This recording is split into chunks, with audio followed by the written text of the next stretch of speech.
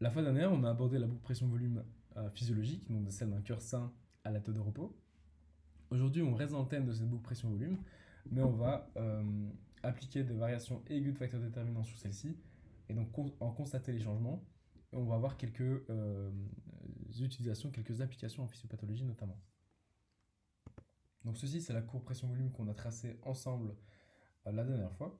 Donc c'est celle d'un cœur sain, d'un individu à 120-80 mm de mercure de pression artérielle. Et c'est la courbe qu'on va appeler physiologique ou de référence, parce que c'est à celle-ci qu'on va constamment comparer les futures courbes pression-volume qu'on va voir dans cette vidéo. Pourquoi est-ce qu'on va les comparer? Parce qu'en fait, ces nouvelles courbes pression-volume qu'on va tracer, on va leur appliquer des modifications de facteurs déterminants de la performance cardiaque. Ce qui va faire qu'on va avoir une modification de la courbe pression-volume et on va pouvoir comparer cette nouvelle courbe pression-volume à notre courbe physiologique, ce qui va nous permettre de voir directement la différence et d'en interpréter les conséquences au niveau du débit cardiaque. Ça va prendre plus de sens dans quelques dias. Alors la performance cardiaque, c'est une notion très importante à comprendre avant d'entamer cette vidéo. Il faut évidemment bien comprendre cette formule, ainsi que les 4 déterminants de la performance cardiaque, dont 3 ici qui vont être ceux avec lesquels on va jongler aujourd'hui. Mais c'est des notions qui sont fondamentales et essentielles, sans lesquelles vous ne pourrez pas en fait, comprendre la suite de cette vidéo de la même manière. Ok, on va s'attarder d'abord, commencer avec les modifications aiguës de la précharge. Donc mon objectif, c'est vraiment qu'à la fin de cette vidéo, vous puissiez lire et interpréter, ainsi que tracer une courbe pression-volume à laquelle on aura donc fait varier un des 3 déterminants de la performance cardiaque. On commence ici avec la précharge, on dit qu'on a une augmentation, mais comment est-ce qu'on le lit? Eh bien écoutez, très facile, on a sur notre courbe de référence un point de remplissage de 130 ml, et sur notre courbe entrée plat, on a 150 ml. Donc on a bien une augmentation du volume télédiastolique, donc une augmentation de la précharge. Et première chose à vous mettre en tête, c'est que dès qu'on a une variation de la précharge, première chose à ne pas oublier, à surtout pas oublier, c'est de déplacer la droite délassance artérielle. Pourquoi? Parce qu'en fait, je le rappelle, cette droite délassance artérielle, elle prend toujours son origine sur l'abscisse au point de volume télédiastolique. Étant donné que celui-ci est augmenté ici, notre droite délassance artérielle a subi une translation vers la droite, sans modification de sa pente, ce qui fait qu'on va avoir un nouveau point de télésystole. Point de télésystole qui est donc déplacé vers le haut et vers la droite. On a un nouveau point de télésystole par lequel notre courbe pression-volume passera systématiquement. Et donc voilà, on a tous nos outils pour pouvoir tracer cette courbe pression-volume. On a notre point de remplissage, notre point de télésystole, il nous faut rien de plus. On a une augmentation, donc on va commencer, on va faire un léger rappel de comment tracer une courbe pression-volume. On commence sur la fin de remplissage, on rentre en systole, fermeture de la valve mitrale, contraction isométrique, ouverture de la valve aortique, contraction isotonique avec notre pic systolique ici, fermeture de la valve aortique, on rentre en diastole, relaxation isométrique, ouverture de la valve mitrale, remplissage ventriculaire en suivant l'essence télédiastolique. Ça, c'est un léger rappel sur comment tracer une boucle pression-volume. Maintenant, il faut interpréter des données de cette courbe pression-volume.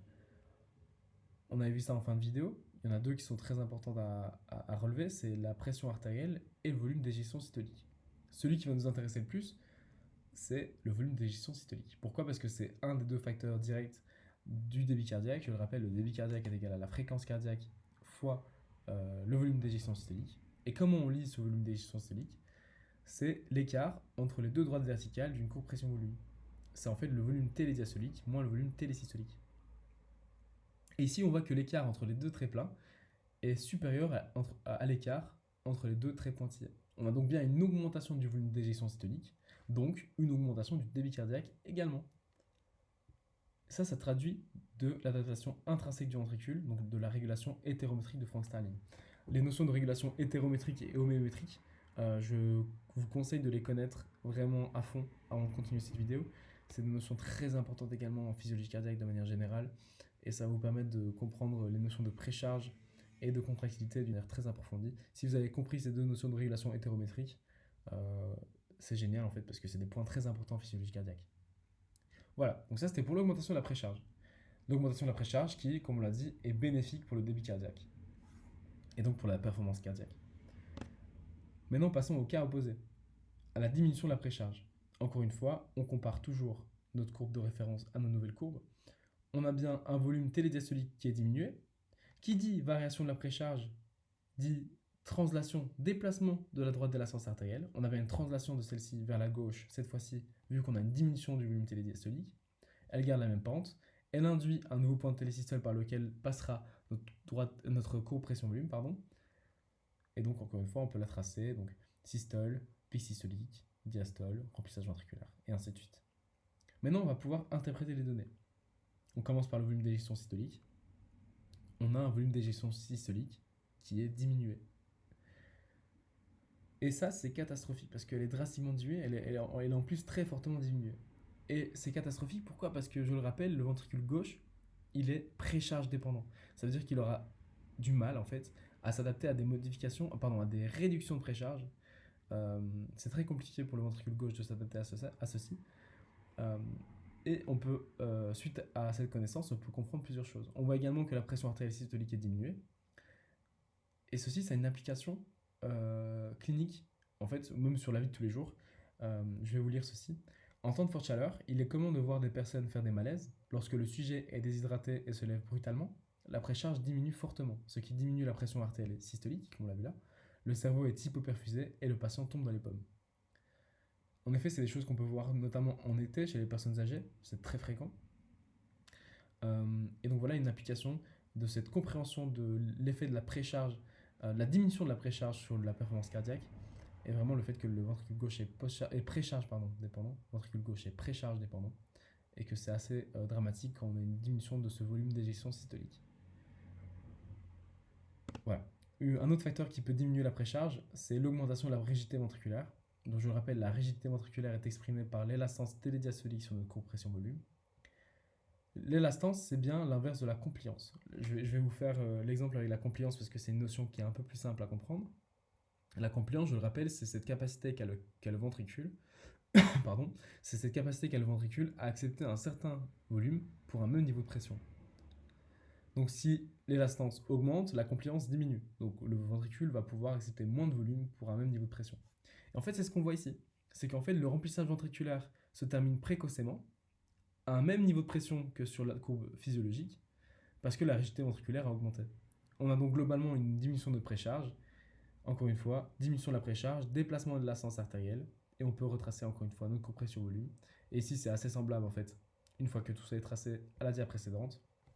On a une diminution du volume d'éjection systolique, et étant donné que le ventricule gauche est précharge dépendant, c'est assez dramatique. Il y a plusieurs choses qui peuvent induire cette augmentation de la rigidité ventriculaire. Il y a quelques exemples ici. Donc, par exemple, un infarctus myocardique avec une fibrose, une hypertrophie ventriculaire gauche ou un trouble de relaxation diastolique. Ok, ici on peut retrouver une relation de tension-longueur. Cette relation elle est très importante à comprendre car c'est sur celle-ci qui est partiellement fondée la régulation hétérométrique de Frank Starling. C'est une notion qui est importante à connaître, j'estime qu'elle est acquise également. Sinon, allez la voir et approfondissez-la, mais ça va de pair avec la régulation hétérométrique selon Frank Starling. Ok, on va maintenant passer aux modifications aiguës de la contractilité. La contractilité, je le rappelle, elle est traduite sur notre schéma par l'élastance télésystolique, et donc l'augmentation de la contractilité va induire une augmentation de la pente de cette élastance télésystolique. La pente augmente ici, on a donc l'apparition d'un nouveau point de télésystole par lequel notre compression volume passera. Une fois qu'on la trace, cette compression volume, on peut lire ces données. On voit très facilement qu'on a une augmentation du volume d'éjection systolique et donc une augmentation du volume du débit cardiaque. C'est donc un facteur favorisant le débit cardiaque et donc de la performance cardiaque. On voit également que la pression artérielle systolique est augmentée, tandis que la pression artérielle diastolique, elle, est la même. Passons maintenant aux modifications de post-charge. Alors, quelque chose qui est d'abord très important à comprendre, c'est que l'élévation aiguë de la post-charge, en fait, elle se marque par une élévation de la pression diastolique artérielle. C'est ce qu'on voit ici. Pourquoi? Parce qu'en fait, la montée en pression lors de la contraction isométrique doit atteindre un niveau plus élevé avant d'accéder à l'ouverture valvulaire aortique. C'est logique parce que lors de ces contractions isométriques, la seule post-charge, entre guillemets, c'est notre valve. Donc on va devoir exercer une pression plus importante pour pouvoir l'ouvrir. C'est ce pourquoi on a en fait cette pression d'ouverture aortique, d'ouverture de la valve aortique, pardon, qui est augmentée par rapport à notre courbe de référence. Elle était à 80 et elle passe à 100. C'est également notre point de pression artérielle diastolique. Donc ici, quand la post-charge augmente, très souvent, ou quasiment systématiquement en fait, notre pression artérielle diastolique augmentera également. Ok, donc l'augmentation aiguë de la post-charge, elle se traduit sur le graphique par une augmentation de l'ascens artérielle, une augmentation de la pente de l'ascens artérielle, pardon. On a donc l'apparition d'un nouveau point télésystole. Encore une fois, on peut tracer la courbe pression-volume. Qu'est-ce qu'on peut lire sur celle-ci? Eh bien, le volume d'éjection systolique est diminué, donc c'est en défaveur du débit cardiaque. Le débit cardiaque va donc diminuer. Par contre, on a un point de pression artérielle systolique qui est fortement augmenté, qui est plus ou moins ici à 150, ainsi qu'une pression artérielle diastolique qui est augmentée, qui est plus ou moins 100. Donc on a un individu qui a 150, 100, 15, 10 cm de mercure de pression artérielle. Cette sténose, cette augmentation de la post-charge, elle peut être causée par plusieurs choses, notamment des sténoses aortiques, des hypertensions artérielles, des pertes d'élasticité artérielle, etc. À noter que ces pathologies sont quand même des pathologies chroniques qui en général vont nécessiter des adaptations un peu plus particulières qu'on verra peut-être à un autre moment. Ici, on a une augmentation de la post-charge aiguë, mais compensée.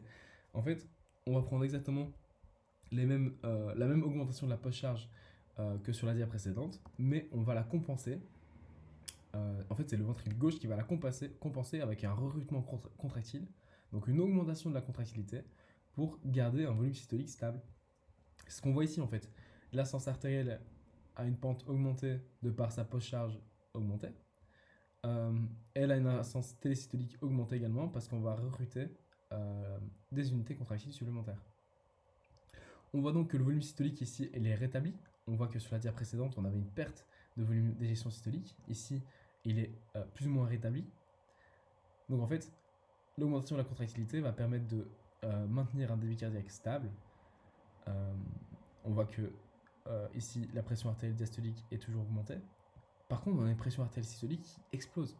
On a une pression artérielle systolique qui est peut-être égale à 100, 170, 180 mm de mercure. C'est énorme. Donc, une autre notion très importante à comprendre, c'est que, ok, on a un rétablissement de ce volume systolique, mais on a un travail ventriculaire qui est largement augmenté. Donc ça, c'est quelque chose auquel il faut faire attention parce que si on a des pathologies chroniques dans lesquelles on a ce phénomène de compensation contractile, on a un travail ventriculaire augmenté, donc on a un besoin métabolique en oxygène qui est également accru. Donc attention au phénomène d'ischémie. C'est ce recrutement contractile, cette compensation automatique par le ventricule gauche, c'est ce qu'on appelle la régulation selon ANREP. Donc c'est juste un recrutement contractile en fait de la réserve contractile pour compenser cette augmentation de la post-charge. Et donc on observe que le ventricule gauche est facilement capable de s'adapter à une augmentation de la post-charge. Il est cependant sensible aux variations de précharge. On dit qu'il est précharge dépendant, comme on l'a dit précédemment.